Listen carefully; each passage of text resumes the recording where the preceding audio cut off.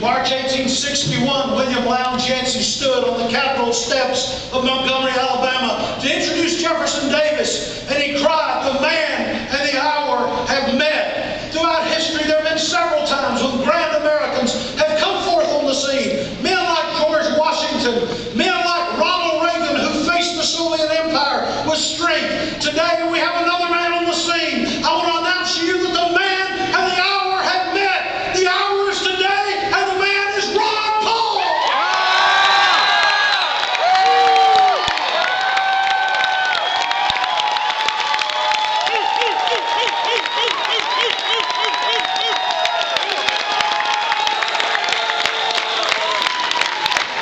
I sincerely hope that you heard about Ron Paul.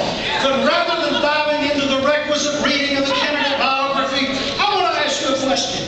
You see, this straw poll is a rare opportunity to talk to a group of concerned, patriotic people. Some of you have come from long distance to listen and decide today. It's too easy to forget that this election isn't about the candidates or their campaigns. This election is about you. This is an election about the next generation. It's about the principles that founded this great land, and they're the principles that are advocated by Congressman Ron Paul.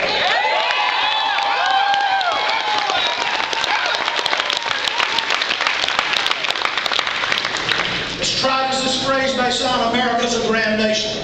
America was a nation built with a dream unlike any other in modern times. We had no dream to be an empire. Our forefathers fathers had no idea that they wanted a land that was going to solve all the world problems. That's right. We didn't want a government that raised you from the cradle and carried you to the grave. Oh, yeah. No, we wanted an independent society. Amen. We wanted a sovereign nation, not under the control of the United Nations, but a free and a sovereign.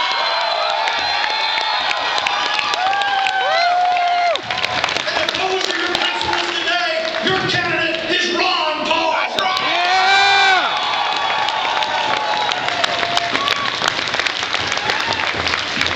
If you want a government that can take away your freedom to provide you security, perhaps you need to look somewhere else. Yeah. But today, if you want a government that doesn't provide you security, but rather knows that freedom is a gift of God, then your candidate is Ron Paul. Paul.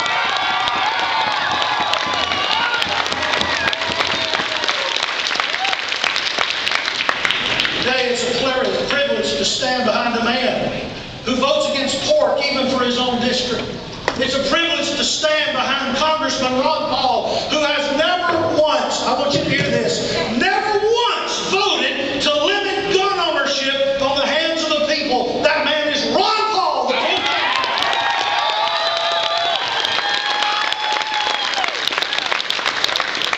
Today we're able to support a man who doesn't just talk about fiscal responsibility and then increase the size of government. Ron Paul has never once, not one time, voted for an unbalanced budget. If you really believe in limited government, your candidate is Ron Paul.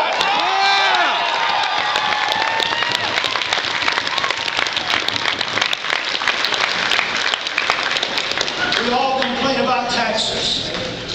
Many of us are old enough, and I look around the audience and I see people like Ted Pearson and Betty Bostwick, and I'm not calling Betty old.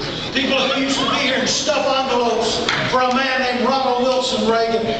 I remember when Ronald Reagan said it's time to get government off your back and out of your pockets. And he stood before the world and he said, it's time we cut taxes and cut spending. There's been one man who, by the way, led the Reagan delegation from Texas in 1976. A man who has consistently, without compromise, said,